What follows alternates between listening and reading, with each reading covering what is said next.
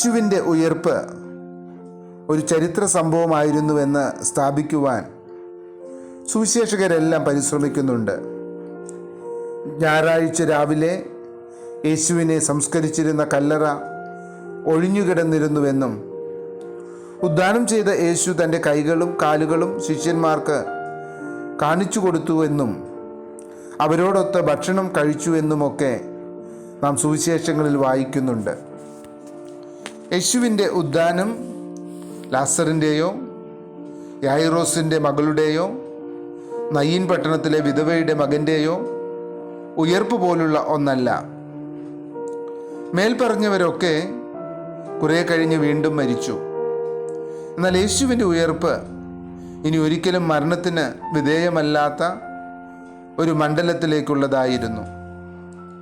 യേശുവിൻ്റെ ഉദ്ധാനം മനുഷ്യകുലത്തിന് പ്രതീക്ഷ നിറഞ്ഞ ഒരു ഭാവിയാണ് കാഴ്ചവെക്കുന്നത്. സങ്കല്പങ്ങളും സ്വപ്നങ്ങളും ആശകളും നിറഞ്ഞ മനുഷ്യജീവിതത്തിന് ആത്യന്തികമായൊരു ലക്ഷ്യവും ആ ലക്ഷ്യപ്രാപ്തിക്കുള്ള സംവിധാനവും ക്രിസ്തു യാഥാർത്ഥീകരിച്ചു.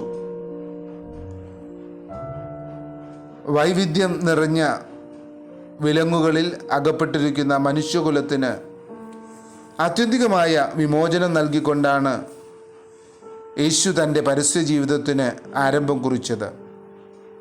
രോഗത്തിൽ നിന്നും ദാരിദ്ര്യത്തിൽ നിന്നും മരണത്തിൽ നിന്നും മാത്രമല്ല പിശാചിൻ്റെ അടിമത്വത്തിൽ നിന്നും മനുഷ്യന് യേശു വിമോചനം നൽകി.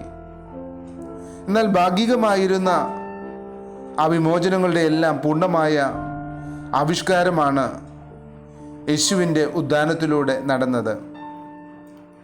തന്നിൽ വിശ്വസിക്കുന്ന ഏവർക്കും ചെന്നെത്താവുന്ന ലക്ഷ്യമായി ക്രിസ്തു ആ യാഥാർത്ഥ്യം ചരിത്രത്തിൽ സ്ഥിരീകരിച്ചു വെച്ചു. യേശുവിൻ്റെ ഉയർപ്പ് ജീവൻ്റെ മേലും മരണത്തിൻ്റെ മേലുമുള്ള ദൈവത്തിൻ്റെ അധികാരവും വിജയവും ആത്യന്തികമായി ഉറപ്പിക്കുന്നതാണ്. അത് ജീവൻ്റെ ആഘോഷമാണ്. പാപത്തിൻ്റെയും അന്ധകാരത്തിൻ്റെയും ഘടനകളുടെയും മേലുള്ള മനുഷ്യൻ്റെ ഉദ്ധാനമാണ്. യേശുവിനെ അനുഗമിച്ച ശിഷ്യന്മാരെ സംബന്ധിച്ച് അവരുടെ ജീവിതത്തിലെയും അനുധാവനത്തിലെയും പരാജയങ്ങളിൽ നിന്നുള്ള ഉയർത്തെഴുന്നേൽപ്പുമാണത്. മനുഷ്യരെ സംബന്ധിച്ച് എല്ലാ വീഴ്ചകളിൽ നിന്നുമുള്ള ഉദ്ധാനമാണ്.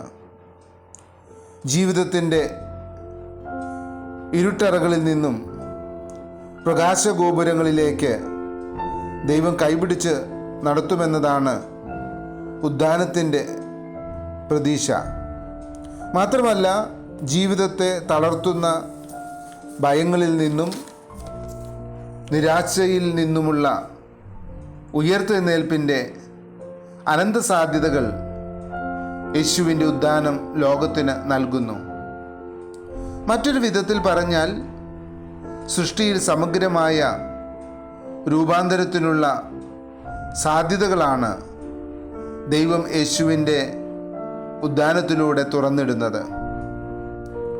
ഉദ്ധാനത്തിൻ്റെ ശക്തിയും തേജസ്സും ഉൾക്കൊള്ളുന്ന ഒരു ജീവിതമായിരിക്കണം നമ്മുടേത്. 20 നൂറ്റാണ്ടുകൾക്കപ്പുറത്ത് നടന്ന സംഭവം എന്നതിലുപരി വർത്തമാനകാല യാഥാർത്ഥ്യമായി അനുഭവപ്പെടുന്നു എന്നതിലാണ് യേശുവിൻ്റെ ഉയർത്തെഴുന്നേൽപ്പ് അരുളുന്ന പ്രത്യാശയുടെ തിളക്കം.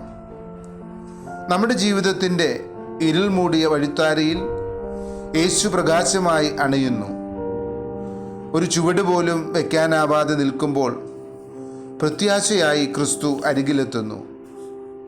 ക്രിസ്തുവിൻ്റെ ഉദ്ധാനത്തിൻ്റെ സ്മരണ ഉണർത്തുന്ന ഈ പ്രഭാതത്തിൽ അനുദിന ജീവിതാനുഭവങ്ങളെ ദൈവോന്മുഖമായി ദർശിക്കുവാൻ നമ്മുടെ ഓരോരുത്തരുടെയും കണ്ണുകൾ തുറക്കപ്പെടട്ടെ. മരണത്തിൻ്റെ കറുത്ത ശക്തികളുടെ മേൽ ജീവൻ്റെ തുടിപ്പുകൾ വിജയം കൊണ്ടാടുന്ന പുതിയ പുലരിയെ നമുക്ക് സ്വപ്നം കാണാം. ജീവിതത്തിൻ്റെ അറുതിയില്ലാത്ത ദുരിതങ്ങളുടെ വഴിത്താരയിൽ തളരാതെ നടക്കുവാൻ നമ്മുടെ പാദങ്ങൾക്ക് ദൈവം കരുത്തു പകരട്ടെ. ആത്മീയാനുഭവങ്ങളുടെ പുതിയ ചക്രവാളങ്ങളിലേക്ക് പറന്നുയരുവാൻ നമുക്ക് ചിറകുകൾ മുളയ്ക്കട്ടെ. കർത്താവിൽ പ്രിയരെ, ചാമ്പൽ ബുധൻ മുതൽ ഈസ്റ്റർ ദിനം വരെ യാതൊരു മുടക്കവും കൂടാതെ CSI അസെൻഷൻ കാക്കനാട് ദേവാലയത്തിലെ സീനിയർ സ്റ്റാർസിൻ്റെ നേതൃത്വത്തിൽ ധ്യാന ചിന്തകൾ പങ്കുവയ്ക്കപ്പെട്ടു. അതിന് നേതൃത്വം നൽകിയ senior stars secretary NS James അങ്കിളിൻ്റെയും ഇതിൻ്റെ എല്ലാ ക്രമീകരണങ്ങൾക്കും തനതായ പ്രയത്നശൈലിയിലൂടെ തൻ്റെ കർത്തവ്യം നിർവഹിച്ച ദീപ്തി സഹോദരിയോടും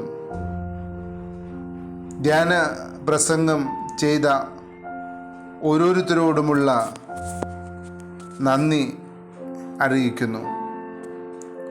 എല്ലാ ശ്രോതാക്കൾക്കും നന്ദി പറയുന്നതോടൊപ്പം വരും കാലങ്ങളിൽ ക്രിസ്തു കേന്ദ്രീകൃതമായ ജീവിതം നയിക്കുവാൻ നോമ്പുകാല വചന കേൾവി മുഖാന്തരമായി തീരട്ടെ എന്ന് ഏറ്റവും ആത്മാർത്ഥമായി പ്രാർത്ഥിക്കുന്നു. CSI അസെൻഷൻ കാക്കനാട് ദേവാലയത്തിനു വേണ്ടിയും പ്രസ്തുത ദേവാലയത്തിലെ സീനിയർ സ്റ്റാർസിനു വേണ്ടിയും നന്ദിയും സ്നേഹവും എല്ലാവരോടും അറിയിക്കുന്നു. എല്ലാവർക്കും അനുഗ്രഹീതമായ ഈസ്റ്റർ ദിനം ആശംസിക്കുന്നു. നിങ്ങളുടെ ശുശ്രൂഷകൻ ജിജി അച്ഛൻ. തിരുശിരസിൽ മുൾമുടി ചൂടിയവൻ